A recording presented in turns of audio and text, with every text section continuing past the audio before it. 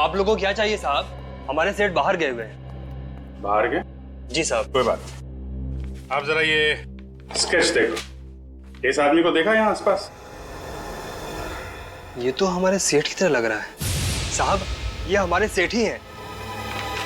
ये तो इनके सेठ निकले। खुद की इतनी बड़ी दुकान है। क्या नाम है तुम्हारे सेठ का? मकरंद साहब। मकरंद? जी साहब। निखिल, जरा वो टुकड़ा दिखाना इन्हें। ये देखिए।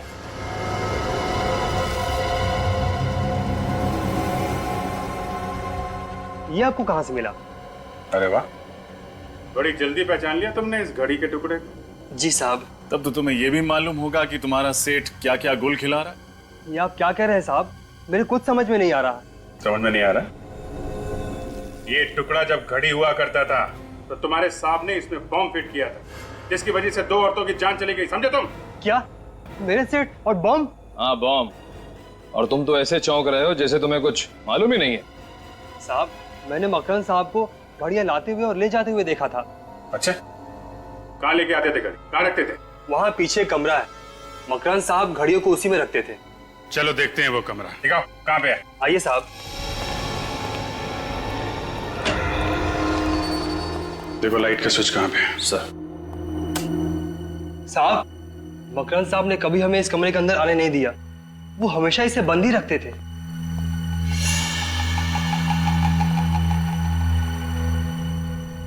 My God.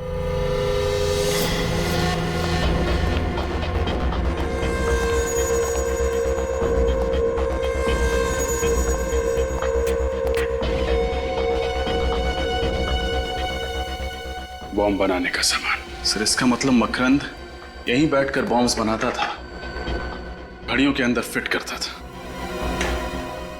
क्या ये सब? यहाँ इतना सब कुछ चल रहा था और तुम लोगों को कुछ पता नहीं चला? घड़ियां तो हमने देखी थी साहब, लेकिन उसके अंदर मकरंद साहब ने क्या हेरा फेरी की, ये हमें मालूम नहीं पड़ा। सर, ये देखिए। ये तो रोज विला की फोटोज है। यस सर, बंगलो खाली है और सारी तस्वीरों में बंगलों का अंदर का हिस्सा दिख रहा है, और ये सारी तस्वीरें हर तरफ से ली गई हैं। पर सर, खाली बंगलों के अंदर की तस्वीरें खींचने का क्या मतलब हो सकता है? मतलब ये निखिल की प्रतीक और मिलानी के रोज विला में जाने से पहले मकरंद उस बंगलो में गया और वो घड़ी बम कहाँ पे फिट करना है वो जगह तय कर ली। सर, लेकिन बंद पड़े हुए बंगलों के अंदर जाकर तस्वीरें खींचना ये कैसे मुमकिन हुआ होगा? मतलब इस मकरंद के पास रोज विला की चाबी थी। किसी जान पहचान वाले ने उसे चाबी दी होगी, मगर किसने? वैसे तुम्हारे मकरंद साहब गए कहाँ हैं?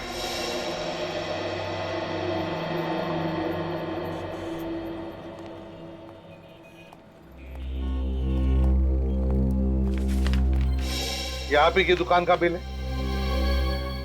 जी सर, ये बिल मेरी ही दुकान का है। तो फिर इस पर जो 3 घड़ियां बेची गई है नताशा को, वो किसने बेची? शायद सोहन ने ये घड़ियां बेची थी सर। तो बुलाओ इस सोहन को। वो आज काम पे नहीं आया सर। काम पे नहीं आया? क्यों? देखिए ना, परसों ही उसे काम पे रखा था और कल से गायब है। परसों काम पे रखा, परसों उसने घड़ियां बेची और कल से काम पे नहीं आ रहा है। कमाल है सर। लेकिन सर, जो घड़ियां नताशा जी को उसने बेची थी वो हमारे स्टॉक में थी ही नहीं। क्या मतलब है आपका? वो घड़ियां सर, घड़ियां। मैंने उसे पूछा भी कि वो घड़ियां कहाँ से लाया, तो उसने बताया कि हमारे स्टॉक में ही पड़ी थी। अगर तुम्हारे स्टॉक में नहीं थी तो फिर तुमने माना कैसे? अब सर, नताशा जी को वो पसंद आ गई थी, माल बिक रहा था, पैसे आ रहे थे, तो मैंने बहस नहीं की। तुम्हारी इस लापरवाही की वजह से क्या हुआ मालूम है? नताशा की मौत हो गई। Sorry sir. सॉरी अभिजीत, ये सोहन जानता था कि नताशा यहीं पर आएगी इसी दुकान में, तो 3 घड़ियां खरीदने के लिए, इसलिए इस सोहन ने ये घड़ियां बॉम्ब फिट करवा के बाहर से ले ली और यहाँ ला करके उसे बेच दी। मतलब सब कुछ पहले से ही तय था? हाँ अभिजीत, सब कुछ पहले से ही प्लान था। सोहन का पता है तुम्हारे पास? जी सर, उसने जिस नंबर से मुझे फोन किया था वो नंबर मेरे मोबाइल में होगा। नंबर दो जरा। जी, 03622 91919। 919। जी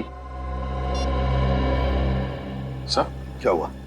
ये नंबर तो स्टेट एजेंट करण का है। करण का? हाँ सर, उस दिन जब हम लोग ऑफिस में गए थे तो मैंने उससे नंबर ले लिया था। लगाओ इसे, देखते हैं।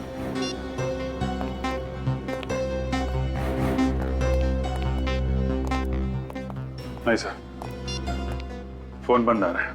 फोन बंद आ रहा है? सर इसका मतलब करण और सोहन एक ही आदमी है। और वो सोहन सिर्फ इसलिए बना था ताकि वो बॉम्ब वाली घड़ियां नताशा को बेच सके। हाँ अभिजीत, मुझे तो लगता है मकरंद को रोज विला की चाबी भी इसी करण ने दी, और नताशा की मौत का कारण भी यही है, ये करण। ये लो अपनी घड़ी, देख लो सब कुछ ठीक है या नहीं।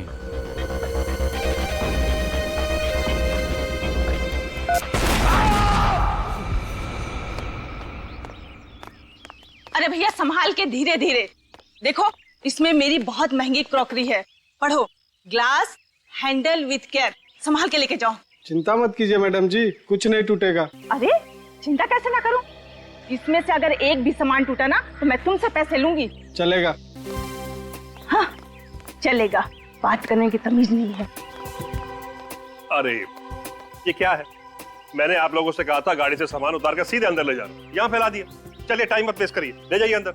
सारा सामान अंदर चाहिए मुझे, सीधे अंदर भाई। हाँ मेरी तो कुछ समझ में नहीं आ रहा है। अब क्या हुआ मिलानी? मुझे ऐसा लग रहा है कि इसमें कुछ सामान ज्यादा है। मिलानी तुम भी ना हमेशा परेशान रहती है। ये सारा सामान हमारा ही है। मगर ऐसा चलो चलो अभी अंदर चलो। कमाल करती हो तुम भी। अब मैं मुफ्त में कोई सामान क्यों देगा? तुम कभी मेरी बात नहीं सुनोगे। हद है। तो इसमें गलत क्या कहा? बस मिलानी, जब देखो तुम मेरे से झगड़ा करने का बहाना ढूंढती रहती हो। अब बहस बंद करो और ये सब सामान समेटो। जिसको जहाँ रखना रखो। हाँ हाँ मुझे पता है, मुझे ही सब करना है। ये उठाओ, वहां रखो। वहाँ रखो।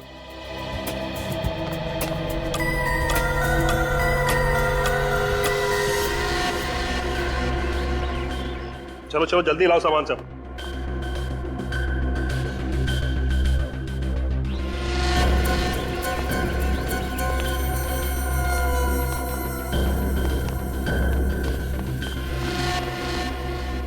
ठीक से खोला उसे।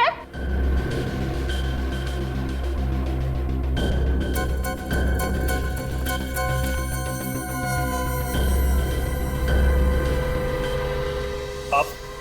जी मैं आरटीवी टेलीफोन एक्सचेंज से आया हूँ, आपके यहाँ ये टेलीफोन लगाना है। अच्छा आई कार्ड है आपके पास? हाँ जी।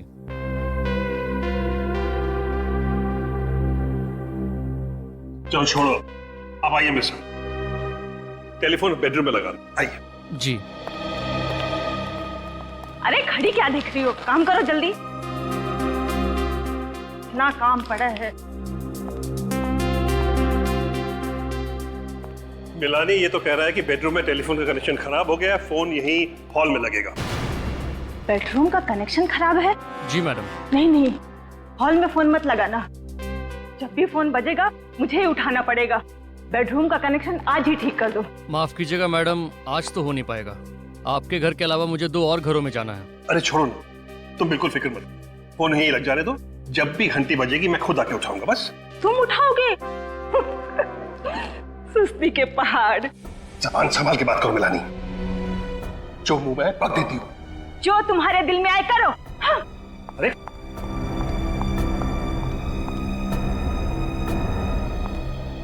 छोड़िए, कुछ भी बक देती है। आप प्लीज अपना काम कीजिए।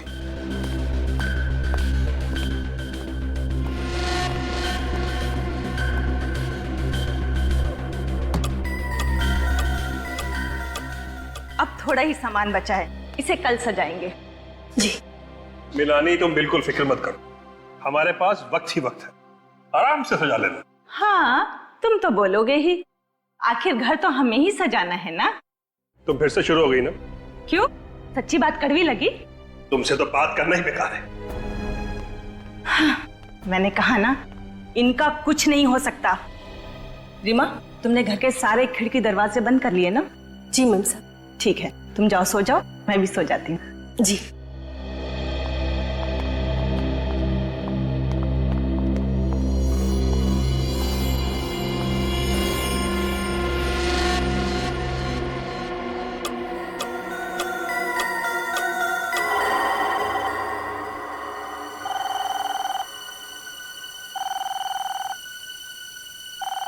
फोन की घंटी।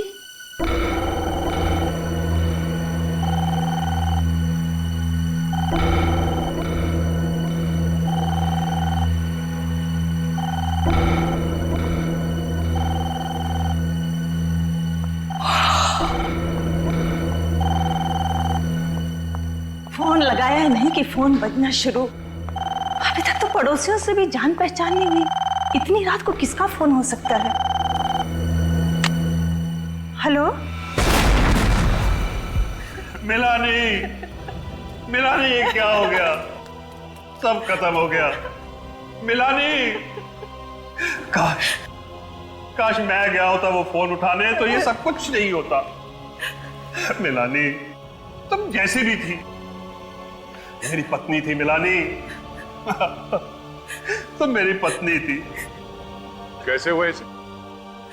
कुछ नहीं पता साहब। मैं और मिलानी बेडरूम में सो रहे थे, फिर अचानक फोन की घंटी बजी। मिलानी फोन उठाने गई, फिर अचानक जोर से धमाका हुआ। मेरी नींद खुली, भागता बाहर आया, तब तक सब कुछ खत्म हो चुका था। खत्म हो चुका था सब कुछ। आप उस वक्त बेडरूम में थे? जी हाँ। और आप कहाँ थी? मैं रसोई घर में थी साहब, मैं भी सो ही रही थी। फोन की घंटी सुनाई नहीं दी आपको? नहीं साहब। सही है, देखिए फोन की हालत देख के तो नहीं लगता कि फोन के अंदर बॉम्ब लगाया गया होगा। तो ये बॉम्ब किस चीज में रखा गया होगा? अब कितने बजे थे जब बम फूटा? जी 2 बजे थे साहब। हाँ, 2 बजे के आसपास। 2 बजे थे? जी साहब। 2 बजे फोन की घंटी बजती है और 2 बजे धमाका होता है। इस धमाके का और इस फोन के घंटी का आपस में कोई ना कोई कनेक्शन है। आप लोग दोपहर को ही आए थे ना यहाँ पे? जी हाँ, 1 बजे। और ये सारा सामान आप लोग अपने साथ लेके आए थे? जी। अच्छा, आप लोगों को अपने सामान में कुछ अजीब लगा? कोई सामान जो आप लोगों का नहीं हो? साहब मुझे तो सब कुछ ठीक लग रहा था, लेकिन मिलानी बार बार एक बात बोल रही थी, सामान कुछ ज्यादा है, सामान कुछ ज्यादा है। सामान ज्यादा है? अच्छा ये बताइए कि पूरे दिन में कुछ भी ऐसा हुआ जो आपको अजीब सा लगा? अजीब? वो टेलीफोन वाला आदमी साहब। हाँ, वो टेलीफोन वाला आया था कनेक्शन के लिए। पहले वो बेडरूम में गया, उसने बोला वहां पॉइंट खराब है, फिर आके उसने यहाँ उसने कनेक्ट किया। पॉइंट खराब है? बेडरूम उस तरफ है? हाँ। अच्छा, ये टेलीफोन वाला कितने बजे आया था? हमारे आने के कुछ टाइम बाद ही आया था। मतलब आप लोग यहाँ पे पहुंचे और उसी वक्त तो टेलीफोन वाला भी आया? जी। कमाल है। वही तो मैं भी सोच रहा हूँ सर। लेकिन उसे तो आपने ही बुलाया ना? नहीं नहीं, हमने नहीं बुलाया उसे। फिर आपने उसे घर में घुसने क्यों दिया? हमें लगा शायद हमारे एजेंट ने उसे भेजा होगा। नाम क्या था इस टेलीफोन वाले का? नाम? सर, टेलीफोन वाले ने झूठ बोला था सर। बेडरूम का कनेक्शन एकदम ठीक ठाक है। ओह, मतलब वो टेलीफोन वाला यहाँ बॉम्ब रखने के लिए आया था? हाँ सर, और ये सारी की सारी साजिश पहले से ही रची गई थी। 2 चीजों का पता करना होगा।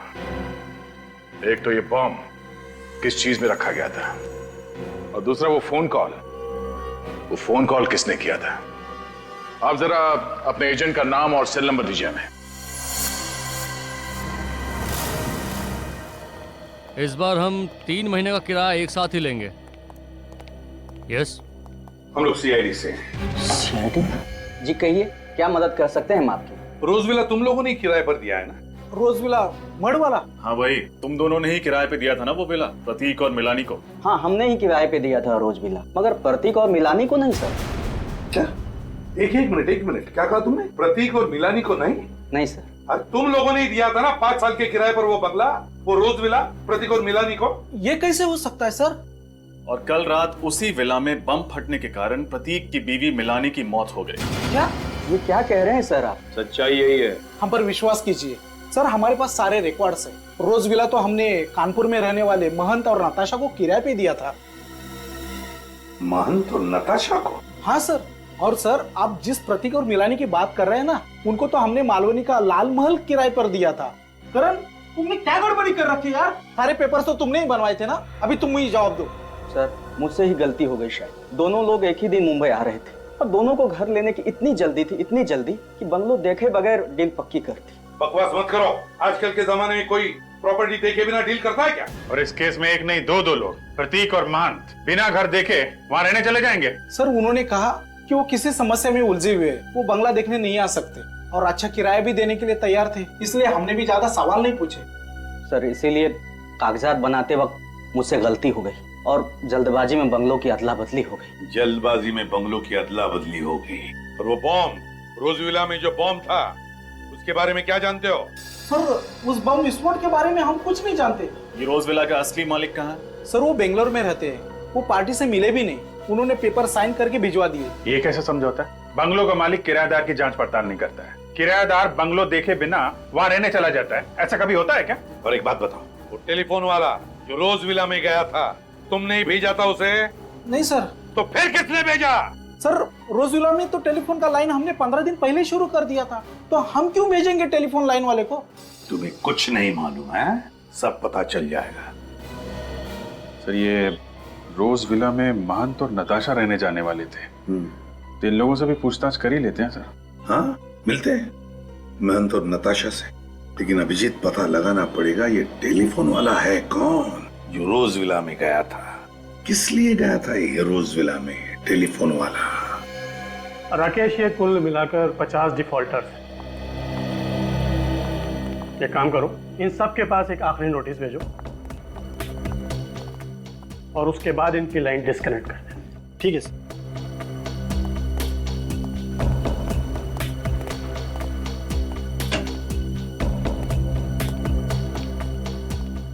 आप ही आरटीबी टेलीफोन एक्सचेंज के एरिया सुपरवाइजिंग मैनेजर हैं? जी मेरा नाम विवेन है सर। देखिए हम लोग सीआईडी से, रोज विला मड आइलैंड में एक औरत का खून हुआ है और उसी सिलसिले में हम आपके एक कर्मचारी से मिलना चाहते हैं। वो कर्मचारी कल इस रोज विला में गया था एक नया टेलीफोन एक्सचेंज करने के लिए। सर आप किस कर्मचारी की बात कर रहे हैं? उसका नाम तो हमें नहीं मालूम, लेकिन इन्होंने उसकी शक्ल देखी थी। एक मिनट सर। मड आइलैंड के रोज विला में कल किसको नए कनेक्शन के लिए भेजा था? क्या 2 हफ्ते पहले नया कनेक्शन लग चुका है और लाइन चालू है? किसे भेजा था वहां पर? चंदर को। ठीक है उसे अंदर भेजो। विवेन साहब, ये हमें मालूम था कि रोज विला में 2 हफ्ते पहले ही एक नया कनेक्शन हो चुका है और फोन चालू है, इसीलिए हम इस कर्मचारी से, इस चंदर से मिलना चाहते हैं। आपने मुझे बुलाया सर? हाँ चंदर, ये लोग तुमसे मिलना चाहते हैं। साहब ये वो आदमी नहीं है जो कल रोज विला में आया था। ठीक से याद है ना तुम्हें? ये वो आदमी नहीं था? नहीं साहब ये वो आदमी नहीं था, मैडम ने उसका आईडी भी चेक किया था। ये वो आदमी नहीं है, ये चंदर नहीं है। तो फिर चंदर जी तुम्हारे नाम पर कोई और कैसे गया था रोज विला में नया टेलीफोन कनेक्शन करने के लिए? कैसे गया था कोई और? क्यों? क्या तुमने तुम्हारा आइडेंटिटी कार्ड किसी और को दिया था? दिया था या नहीं? बताओ तुम्हारा आई कार्ड, बताओ बताओ तुम्हारा आई कार्ड। नहीं सर।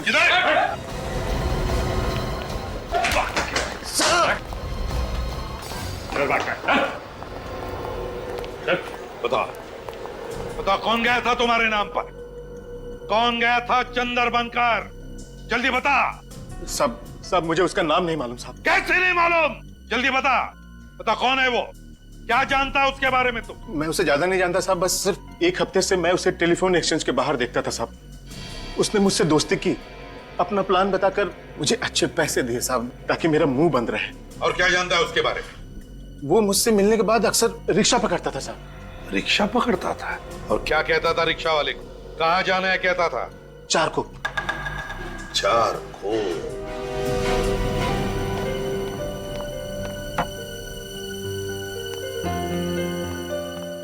साहब जी खाना लगा दिया है, खा लीजिए, ठंडा हो जाएगा। नताशा मैम साहब अभी तक उठी नहीं। अखबार पढ़ते पढ़ते समय का पता ही नहीं चला, और ये नताशा भी ना, उसकी नींद की गोलियां कम करनी पड़ेगी। वैसे भी नताशा मैम साहब ने तो अलार्म लगाया था ना। इस समय कौन है? आप? मन तो नताशा घर में है, हम लोग सीआईडी से हैं। सीआईडी? हाँ। कहिए, मैं ही महंत हूँ।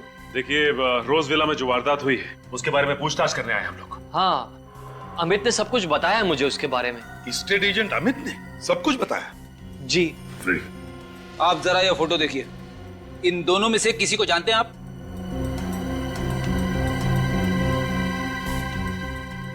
नहीं। नहीं। मांझी, ये मिलानी और प्रतीक है। जिस रोज विला में आप दोनों रहने जाने वाले थे, आपकी जगह ये गए और फिर आपको पता है क्या हादसा हुआ। ये प्रतीक और मिलानी है। ये सब उस दूसरे एजेंट करण की गलती की वजह से हुआ है। न वो बंगलों की अदला बदली करता और नहीं ये सब कुछ होता। लेकिन मांझी, बात अलग है। हमें शक है कि रोज विला के बॉम्ब फटने से मिलानी की जो मौत हो गई, वो बॉम्ब प्रतीक और मिलानी के लिए नहीं बल्कि आप दोनों के लिए था। आप लोगों के लिए। कि हम लोगों के लिए? जी हाँ। लेकिन हमें कौन मारना चाहता है? नताशा कहाँ है? आपकी बीवी कहाँ है? नताशा वो तो सो रही है।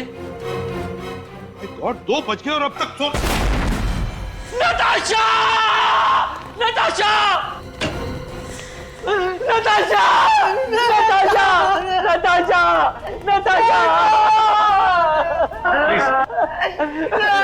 छोड़ दीजिए मुझे, छोड़ दीजिए मुझे, मुझे मुझे मुझे नताशा के पास जाना है। मांझी, मांझी, थोड़ा आप नताशा के पास नहीं जा सकते। अगर आप गए तो कोई एविडेंस होगा तो नष्ट हो जाएगा। प्लीज, हम आपका दुख समझें। प्लीज सचिन, फ्रेडी, देखो जरा गौर से, अच्छी तरह से देखो क्या मिलता है। नताशा,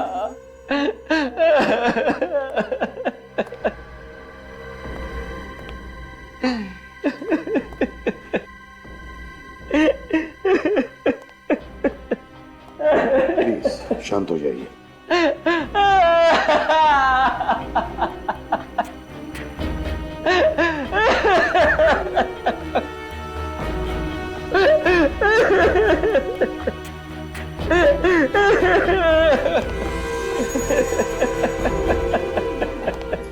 सर,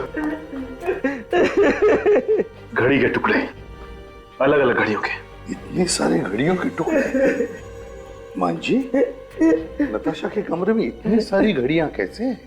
नताशा को नींद से उठने में तकलीफ होती थी, इसीलिए उठने के लिए वो 3-3 घड़ियों में अलार्म लगाती थी। 3-3 घड़ियों? तो कहीं बॉम्ब इन घड़ियों में तो नहीं फिट किया गया था? बात बताइए, क्या ये घड़ियां नताशा ने खरीदी थी? जी हाँ। कहाँ से खरीदी थी, आप बता सकते हैं? यही पास ही में एक दुकान है, नीड्स नाम की, वहीं से खरीदी थी। नीड्स? जरूर इन घड़ियों में कुछ गड़बड़ है। मिल गया। अरे साळुंखे, क्या पता चला? जरा हमें भी तो बता। अरे बॉस, सारा फर्नीचर इतना तहस नहस हो गया है कि मुझे फर्नीचर का एक एक टुकड़ा बहुत अच्छी तरह से चेक करना पड़ा, ये पता लगाने के लिए कि आखिर ये बॉम्ब बना किस केमिकल से। ये देखो, ये है उस केमिकल का कार्बन चेन। कौन सा केमिकल है ये? सेस्पेक्स टॉक्सिन। सेस्पेक्स टॉक्सिन? हाँ, वैसे तो और भी केमिकल्स मिले मुझे, लेकिन ये सेस्पेक्स टॉक्सिन केमिकल सबसे ज्यादा मात्रा में मिला। अब बॉस, ये सेस्पेक्स टॉक्सिन सबसे ज्यादा इस घड़ी पर मिला है। इतना ही नहीं, इस घड़ी पर मुझे उस बॉम्ब के डेटोनेटर के अंश भी मिले। इस घड़ी के टुकड़ों पर से? इसका मतलब है कि बॉम्ब घड़ी के अंदर फिट किया गया था। सर, कहीं ये घड़ी भी उन सामानों में से तो नहीं जिसे मिनाली ज्यादा सामान कह रही थी? हो सकता है। फ्रेडी, सचिन, काम करो, ये घड़ी के जितने भी टुकड़े हैं इन्हें जोड़ने की कोशिश करो। अब समझ में आ रहा है सर। जैसे इस घड़ी में 2 बजे इस घड़ी के अंदर रखा गया बॉम्ब ट्रिगर हुआ और फट गया। सर, ये कोई इत्तेफाक नहीं है कि रात 2 बजे फोन की घंटी बजती है, मिलानी उस फोन को उठाने के लिए हॉल में आती है और उसी वक्त बॉम्ब फट जाता है। हाँ अभिजीत, एक बहुत बड़ी साजिश है ये। बस पता लगाना चाहिए कि ये फोन किया किसने था, किसने किया था फोन। सर, मुझे तो इस काम वाली बाई पे शक है सर। उस टाइम से कहा था कि ठीक 2 बजे धमाका हुआ था, मगर उसने कोई घड़ी नहीं पहन रखी थी, तो एग्जैक्टली धमाका कितने बजे हुआ उसे कैसे पता? इस काम वाली बाई से फिर से पूछताछ करनी पड़ेगी। लेकिन एक बात तो पक्की है कि बॉम्ब घड़ी में ही फिट किया गया था और जैसे ही घड़ी में रात के 2 बजे धमाका हो गया और मिलानी मर गई। एक बात और बॉस, ठीक ऐसा ही घड़ी वाला बॉम्ब सेम कॉम्पोजिशन का मुझे नताशा के घर के सामान में भी मिला है। और सर, इन दोनों बॉम्ब्स में से ये जो कीले, कांच और मेटल के टुकड़े मिले, ये तो किसी भी हार्डवेयर शॉप में से बड़ी आसानी से मिल सकते हैं। मतलब ये बॉम्ब देसी बॉम्ब है, क्रूड बॉम्ब? हाँ, ये क्रूड बॉम्ब ही है और इसे बनाने वाला जरूर कोई नौसिखिया होगा, लेकिन हाँ, उसे इंजीनियरिंग की बड़ी अच्छी जानकारी होगी, क्योंकि इसने घड़ी की सुई को ही बॉम्ब का ट्रिगर बना लिया। इंजीनियरिंग की जानकारी मतलब दोनों बॉम्ब एक ही तरीके से बनाए गए, एक ही तरीके से। पहला बॉम्ब फटा, मिलानी की मौत हो गई और बिल्कुल 24 घंटे के अंदर ही अंदर दूसरा घड़ी का बॉम्ब फटा और नताशा की मौत हो गई।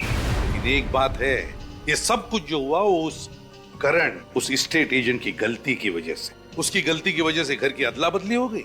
मिलानी भूल से रोजविला मतलब नताशा के घर में पहुंच गई और नताशा मिलानी के घर में। इसका मतलब है कि खूनी ने बॉम्ब नताशा के लिए बनाया था, नताशा के लिए, मिलानी के लिए नहीं। और जब उसे पता चला कि नताशा जिंदा है तो ठीक वैसे ही बॉम्ब से उसने नताशा को भी मार दिया। तो ये देखिए, इस घड़ी के इस टुकड़े पे स्टिकर लगा हुआ है, लेकिन कुछ समझ में नहीं आ रहा कि क्या लिखा है इस पे। 1 मिनट में देखूं।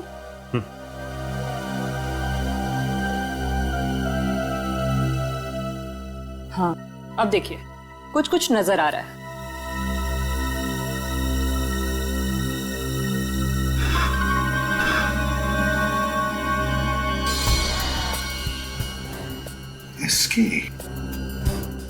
एसके कैसा नाम है ये? एसके कहीं ये कोई कंपनी तो नहीं जहां पर एक घड़ी बनी है, या फिर कोई दुकान जहां से ये घड़ी खरीदी गई है? ठीक से साफ सफाई करो। ये देखो कहां पे धब्बे लगे, पोंछो इसे। एक्सक्यूज मी जी, कहिए सर। जरा ये स्टिकर देख, एसके, ये आपकी दुकान का है? एसके? जी हाँ सर। सर ये स्टिकर तो मेरे दुकान का ही है सर। और तो और ये जो घड़ी का टुकड़ा है, इस घड़ी को तो मैंने पिछले हफ्ते ही बेचा था सर।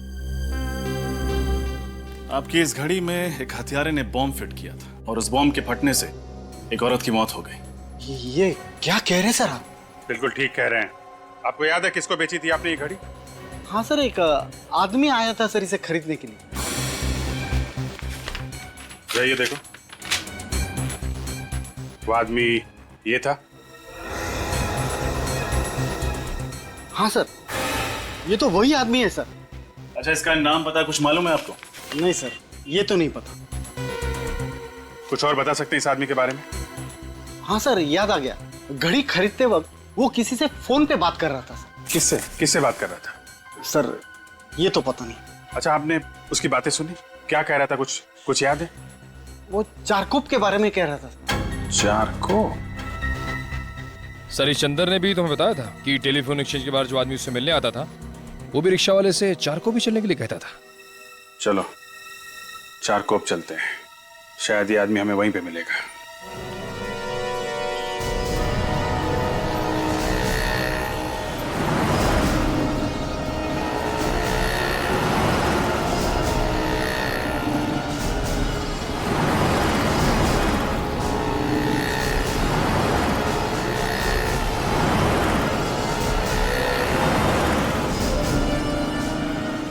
सर, कुछ नहीं पता चला।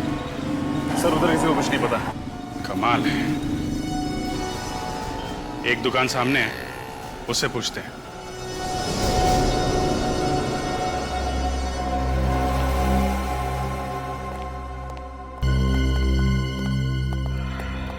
आप लोग? करण कहाँ है? आपको मालूम नहीं सर? क्या मालूम नहीं? करण की आज सुबह ही मौत हो गई। क्या? करण की मौत हो गई आज सुबह? कैसे? एक्सीडेंट, ट्रक ने उसे उड़ा दिया। वो हॉस्पिटल तक भी नहीं पहुंच पाया बेचारा। एक्सीडेंट या खून? क्यों? एक्सीडेंट या खून? अभिजीत, मुझे तो यही लगता है ये एक्सीडेंट नहीं, खून है। खूनी को पता चल गया कि हम करण को उठाकर उससे सच उगलवा लेंगे, तो उसने उसका खेल ही तमाम कर दिया। अच्छा ये बताओ, ये जो बंगलो आपस में बदले थे, ये गलती सिर्फ करण की थी या फिर? नहीं सर, वो सिर्फ करण की वजह से हुई थी। फिर भी तुम कुछ जानते हो, हमें पता है। क्या जानते हो बताओ जल्दी। देखो घबराओ मत, सच सच बताओ तो तुम्हें कुछ नहीं होगा, कोई कुछ नहीं करेगा तुम्हें। बताओ क्या जानते हो। देखिए सर, वो पिछले 2 दिन से काफी डरा हुआ है। उसके मन में कोई राज था। राज? कैसा राज? वो राज बताने से पहले उसकी मौत हो गई। क्या जानता था ये करण जिसकी वजह से उसकी मौत हो गई? करण के घर की तलाशी लेते हैं सर। सर वो इतना डरा हुआ था कि 2 दिन से ऑफिस में ही सो रहा था। क्या 2 दिनों से वो ऑफिस में ही सो रहा था? वो घर गया ही नहीं? घर गया ही नहीं। करण 2 दिनों से घर गया ही? ये क्या है अभिजीत? पिछली बार जब हम यहाँ आए थे तब तो ये पेंटिंग नहीं थी, है ना? हाँ सर, ये 2 दिन पहले ही खरीदी है। किसने? करण ने। 2 दिन पहले करण ने ये पेंटिंग खरीदी? 2 दिन पहले?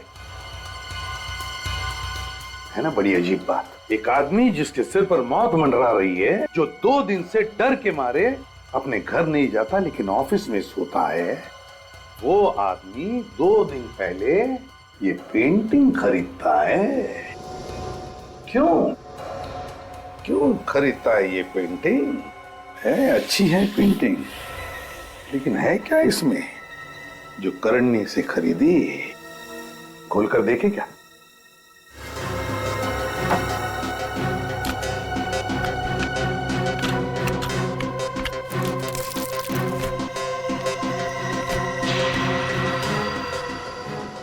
ओ, ये क्या है? Blank envelope. कुछ है इस एनवलप में।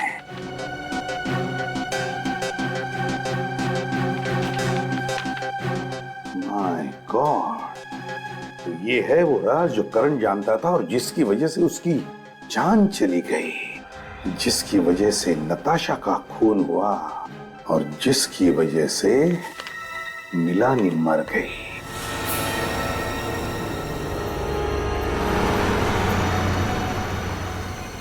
सोलापुर की इतनी सारी बसें निकल गई, लेकिन ये मकरंद अब तक दिखाई नहीं दिया। सर कहीं उसे पता तो नहीं चल गया कि हम लोग आने वाले हैं? देखते हैं, इंतजार करते हैं। और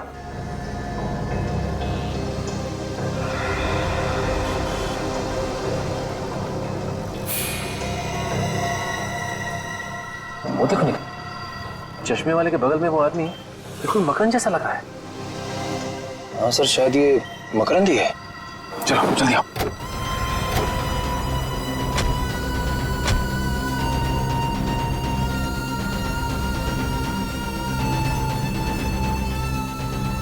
मिस्टर मकरंद। कौन हो तुम लोग और मेरा नाम कैसे जानते हो? मकरंद बाबू, हम लोग सीआईडी से। सीआईडी? अगर आप लोग सीआईडी से हैं तो मैं इसमें क्या कर सकता हूँ? कुछ नहीं, हम ही करेंगे जो करना है।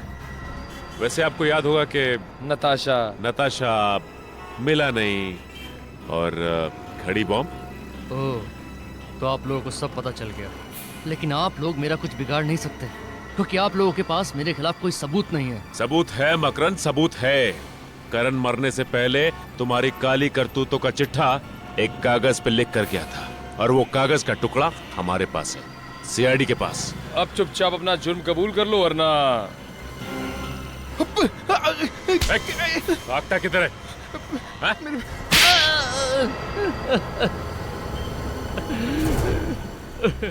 हाँ, मैं ही जिम्मेदार हूँ मिलानी, नताशा और करण के खून का। ये सारे खून तुमने किए क्यों? पैसों के लिए। करण को किसी तरह पता चल गया कि मुझे बॉम्ब बनाने आता है। बस उसने मुझे ढूंढ निकाला और कहने लगा कि एक आदमी है जो मुझे घड़ी बम बनाने के लिए मुंह मांगी रकम देगा। और फिर तुमने बड़ी सफाई से वो फोन मिलानी के घर के हॉल में फिट कर दिया, ताकि फोन उठाने आए और उसकी मौत हो जाए। हाँ, पहले मैंने रोज विला के अंदर घुसकर अच्छी तरह जांच पड़ताल की, और फिर जिस दिन प्रतीक और मिलानी वहां रहने आए, मैंने चुपके से वो घड़ी वाला कार्टून टेम्पो के अंदर रख दिया।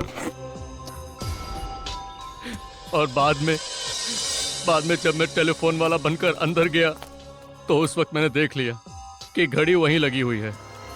तब मैंने ये ठान लिया कि मैं फोन हॉल में ही लगाऊंगा।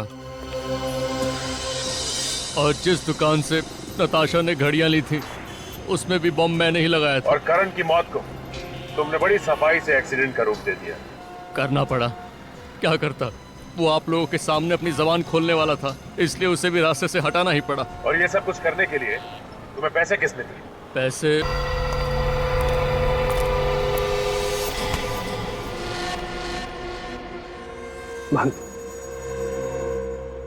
सारा प्लान चौपट हो गया है। सीआईडी ने पूरा खेल बिगाड़ कर रख दिया है, लेकिन मैंने अपना वादा पूरा किया। मैंने भी अपना वादा पूरा किया। आज के बाद हम लोग भूल जाएंगे कि हम लोग एक दूसरे को कभी जानते भी थे। ये लो, अलविदा। प्रतीक, नहीं, बैग को हाथ मत लगाओ। पीछे हटो, बैग खोलना नहीं, पीछे हटो।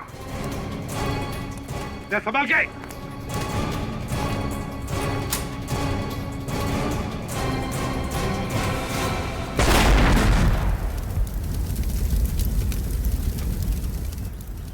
गद्दार, तूने मुझे मारने की कोशिश की। मैंने कुछ भी नहीं किया। ये सब इसी का किया हुआ है। झूठ बोल रहा है सर। दरअसल ये आप लोगों को भटकाने की कोशिश कर रहा है। प्लान इसी का था, इसी ने बनाया था। ये बोल रहा है साहब। मैं बता दूंगा। अरे कमाल कर रहा है। मैंने कुछ नहीं किया साहब। मेरा ये झूठ बोल रहा है। इसने क्या किया और क्या नहीं अभी पता चल जाएगा।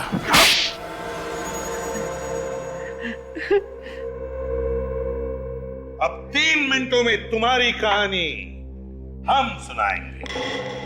मिलानी, नताशा, करण, 3 लोगों का खून किया है तुम लोगों ने। और तुम लोगों ने सीआईडी को झूठ बोला, हमारे सामने एक दूसरे को पहचानने से इनकार कर गए। हाँ, मगर तुम लोग 1999 से एक दूसरे को जानते थे। तुम लोगों ने मिलकर एक फैक्ट्री शुरू की और जब धंधे में नुकसान हुआ तो दोनों अलग अलग हो गए। प्रतीक, तुम गए दार्जिलिंग और महंत, तुम गए कानपुर। क्यों? लेकिन वो फैक्ट्री किसकी होगी इसका कोई नतीजा नहीं निकला। तो प्रतीक जी, आपने सोचा कि क्यों ना महंत जी की मौत हो जाए तो सारी फैक्ट्री आपके नाम। और फिर एक दिन अचानक तुम दोनों दोस्त बन गए और ये गहरी साजिश रची। और ये हमें कैसे पता चला? करण से। करण जो कई साल पहले तुम दोनों का नौकर हुआ करता था, उसी ने तुम दोनों का काला चिट्ठा लिख कर रख दिया कागज पर हमारे लिए, समझे? 3 मिनट खत्म। अब तुम लोग बोलोगे और हम सुनेंगे। सही कहा आप लोगों ने। ये सब इस प्रतीक का शुरू किया हुआ है। ये हमारी फैक्ट्री की प्रॉपर्टी बेचना चाहता था। हाँ, मिलानी मुझ पर दबाव डाल रही थी क्योंकि हमारा कर्जा सर के ऊपर चढ़ चुका था। बस इसीलिए। इसलिए क्या? इसलिए इसने प्लान बनाया। इसे पता था कि हम लोग मुंबई आ रहे हैं। मुझे और मेरी बीवी नताशा को जान से मारने के लिए मकरंद की मदद से इसने रोज विला बंगलो में बॉम्ब प्लांट किया। मिस्टर प्रतीक, तुम्हें तो मालूम था कि रोज विला में बॉम्ब लगा हुआ है, फिर तुम अपनी पत्नी के साथ वहां रहने क्यों चले गए? सर, मिलानी की रोज रोज की नोक झोंक से मैं परेशान हो चुका था, थक चुका था। वो मुझे डिवोर्स देने को तैयार नहीं थी। इसलिए जब मुझे पता चला कि करण से गलती हो चुकी है तो मैंने सोचा क्यों ना इस मौके का फायदा उठाया जाए और इसी बहाने मिलानी से अपना पीछा भी छुड़ा लिया जाए। और मिस्टर महंत, जब आपको पता चल चुका था कि प्रतीक आप दोनों की जान लेना चाहता है तो आपको सीआईडी के पास आना चाहिए था। आप हमारे पास क्यों नहीं आए? क्योंकि ये भी दूध का धुलावा नहीं है सर। मिलानी के मौत के कुछ घंटों बाद ही इसने मुझे फोन पर धमकी दी और हमारी पुरानी जगह पर मिलने को कहा। कुछ साबित नहीं कर पाओगे मान तुम, इससे कोई फायदा नहीं होने वाला। बिना मेरे फायदे के मैं अपना वक्त बर्बाद नहीं करता प्रतीक। नेवर।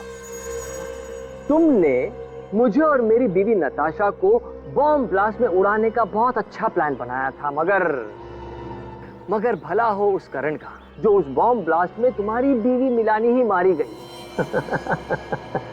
सोचो प्रतीक, सोचो, अगर यही बात मैंने सीआईडी को बता दी तो बता क्यों नहीं देते? बिजनेसमैन हूं ना, हर बात में सबसे पहले अपना फायदा सोचता हूं।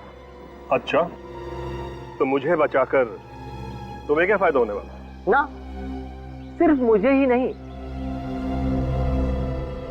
तुम्हें भी, हम दोनों को बहुत बड़ा फायदा हो सकता है अगर तुम मेरा छोटा सा प्रस्ताव मान लो तो।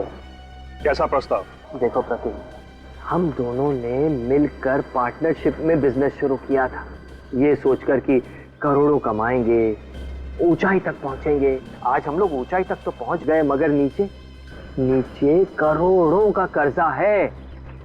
ये सारी मुसीबतें टल सकती है प्रतीक, अगर तुम मेरी बात मान लो तो। देखो मान, जो कहना है साफ साफ कहो। अब तुमने तो बड़ी आसानी से बॉम्ब ब्लास्ट करके अपनी बीवी मिलानी को मरवा दिया। नहीं, मैं सच कह रहा हूं ना। तुम कहना क्या चाहते हो मान? मैंने जानबूझकर मिलानी को मारा है? अब तुमने जानबूझकर मारा है या खैर छोड़ो इन बातों को, और मेरी एक छोटी सी और आसान सी बात सुनो। देखो, जिस तरह तुमने बॉम्ब ब्लास्ट में अपनी बीवी मिलानी को मारा है ना, ठीक उसी तरह तुम्हें मेरी बीवी नताशा को भी मारने में मेरी मदद करनी होगी। सिंपल।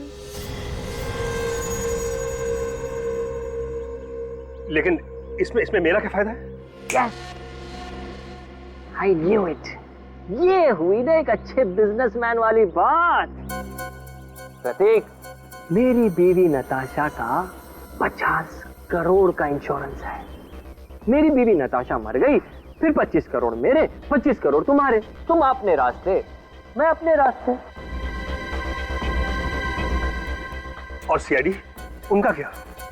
सीआईडी यार, सीआईडी को कैसे पता चलेगा? ये राज तो तुम्हारे मेरे बीच में है ना। ठीक है, मुझे मंजूर है। Good, very good. 24 घंटे का टाइम देता हूं। पैसा मेरा, दिमाग तुम्हारा। डन। 24 घंटे। और फिर मैंने मकरंद को फोन किया। बम बनाना मेरा खुफिया पेशा है। जब मुझे दुगने पैसे का लालच दिया गया तो मैं इनकार न कर सका। प्रतीक, तुम्हारे इस प्लान का मोहरा था करण, मगर तुम दोनों ने उसे ही मार दिया। हाँ, दरअसल महंत और मैं कर्ज में डूबे हुए थे। दोनों को पैसों की सख्त जरूरत थी और करण, उसको शक हो गया था कि ये हम दोनों की मिलीभगत है। प्रतीक, तुमने अपने फायदे के लिए करण का इस्तेमाल किया और मान तुमने प्रतीक का। नताशा की मौत के बाद ब्रीफकेस में बॉम्ब रख के तुमने प्रतीक को दिया ताकि ये ऊपर पहुंच जाए और इंश्योरेंस के 50 करोड़ रुपए तुम अकेले हजम कर जाओ। नहीं सर, इरादा तो ऐसा नहीं था। मैंने प्रतीक से कहा भी कि जब तक सीआईडी का मामला ठंडा नहीं हो जाता धीरज रख और इंश्योरेंस के पैसे आने का इंतजार कर, मगर इसने मेरी एक नहीं सुनी। अब इसके हिस्से के इंश्योरेंस के 25 करोड़ रुपए मैं अपनी जेब से तो दे नहीं सकता था, इसीलिए। वक्त के साथ खेलने का बड़ा मजा आता है ना तुमको। अब जेल में बैठकर एक एक सेकंड, एक एक मिनट, एक एक घंटा, एक एक दिन गिनते रहना, तब तक फांसी का ऑर्डर आ ही जाएगा।